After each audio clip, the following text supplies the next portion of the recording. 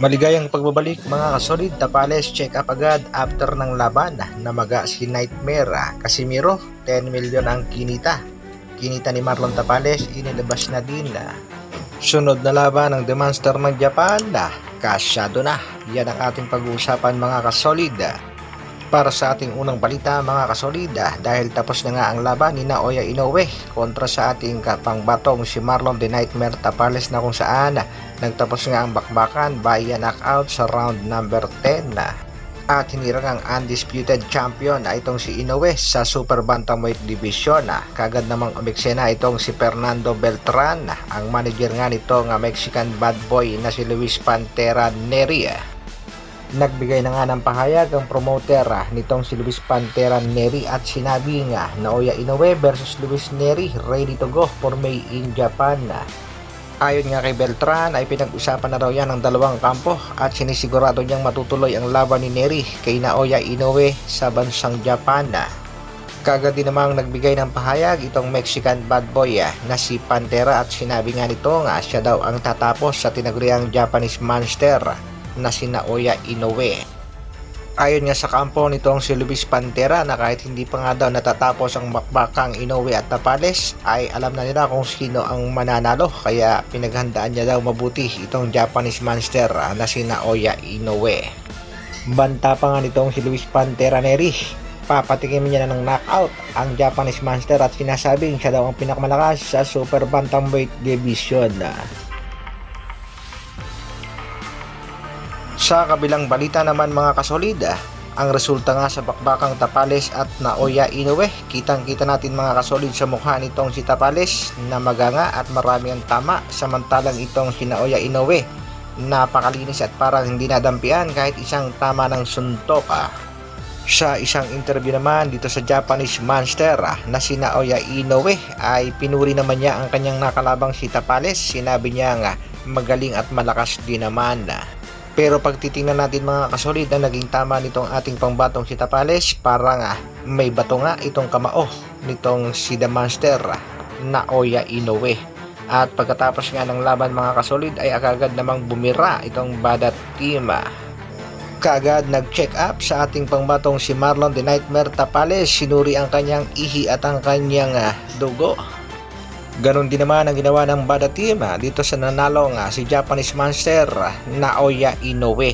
At sa kinita nga ng ating pangbatong si Marlon The Nightmare Tapales, instant milyonaryo nga ang ating pangbato dahil kumita ng hindi bababa sa 50 million pesos. Malaki-laki na ring halaga ito mga kasolid at kaya dapat ma-manage mabuti nitong si Marlon The Nightmare Tapales ang kinita. Ibang klase talaga kapag ang Japanese monster na si Naoya Inoue ang nakakalaban, lalong-lalo na kung world title fight ang bakbakan. Bagamat talo sa bakbakan, panalo naman ang bulsa ng ating kababayan. Samantala, update naman tayo sa ating pangbatong si Cuadro Alas Janriel Casimiro. Pwede naman natin magdagdag tayo ng ano bang kulang natin, dagdag natin. Pwede yun. Hindi pwede yung tatanggalin. Sayang naman yung 10% ni Kuya Ruts. At ayon nga dito kay Cuadro Alas Janriel Casimiro, malaki-laki pala ang kanyang kinita sa bakbakang Tapales at Inoue. Malaki pala ang pusta nito ating pangbatong si Angas ng Pinas at sa katunayan nagbigay agad ng balato sa kanyang mga kasamahan. Masigit mo pa yan, ha? Ang lupit talaga ng ating pangbatong si Cuadro Alas Janriel Casimiro. Nagpasalamat naman siya dito kay Tapales at kinongratulate pa niya itong The Monster ng Japan na si Naoya Inoue. Pero ito ang mas matindi mga kasolid, meron nga ibinulgar itong si Cuadro Alas Janriel Casimiro patungkol sa kanyang naging laban kontra Yoshinori Oguni. Ika nga nitong ating pangbatong si Angas ng Pinas, malaki-laki daw ang kinita ng kanyang kapatid na si Jason Casimiro sa bakbakang ito mga kasolid. Bagamat tabla nga ang naging resulta ng bakbakan, pero kumita pa rin itong si Kuya Lods ng 10 milyong piso. Tiba-tiba talaga itong si head coach Jason Casimiro. May 10 milyong kinita na, may sasakyang regalo pa galing sa kanyang kapatid na si Cuadro Alas Janriel Casimiro. Pakinggan natin mga kasolid, courtesy of Cuadro Alas TV Vlog. Kina? Nung last fight nga ay may 10 million yan sa Wala yun. May 10 million yan. Lalong-lalo ng malaki yan mga kasolid kung sakaling ang makakalabanan ng ating pangbatong si Angas ng Pinas ay itong tinaguriang Japanese monster na si Naoya Inoue. Ang problema nga lamang, ayaw ni Bob Arum itapat itong si Naoya Inoue sa ating pangbatong si Angas ng Pinas. Ayon pa nga sa ating pangbatong si Angas ng Pinas, tuloy na rin ang kanyang laban sa susunod na taon kaya pagdating ng January, balik ensayo na ulit. At target pa rin ng ating pangbatong si Cuadro Alas na makalaban talaga itong halimaw ng Japan na si Naoya Inoue.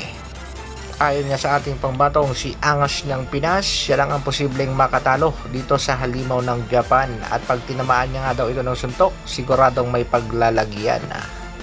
Kaagad namang kumontra ang bata ng MP Promotion at sinabing, "Hoy Casimiro, kung sa retired nga, naghihingalo ka na kay Inoue, baka tumagos ka sa pader." Ang tindi namang manglait ni Kabayan. Sa kabilang dako naman mga kasolid, bagamat talo nga sa laban ng ating pangbatong si Marlon The Nightmare Tapales, nagbigay ulit ng mensahe ang ating pambansang kamao na si Manny Pacquiao. Nagpasalamat nga itong si Pacquiao kay Tapales at sinabing, "Proud of you, official Marlon Tapales."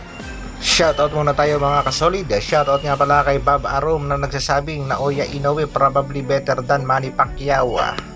Sang-ayon ba kayo mga kasolid sa binitawang pahayag nitong si Bob Arum? Shoutout kay Rigel Goodsinner na nagsasabing nakita ko mukha ni Tapales bago umakyat ng ring, parang malalim ang iniisip. Shoutout din kay Edgardo Hermoso. Inoue, fear Casimiro, that's the reason why Inoue does not want to fight Casimiro.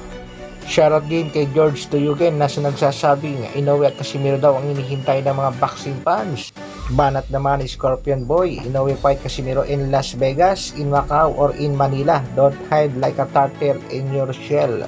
Meron namang boxing fans na nagsasabing gusto daw makita ang bakbakang Inoue kontra Magnifico Magsayo.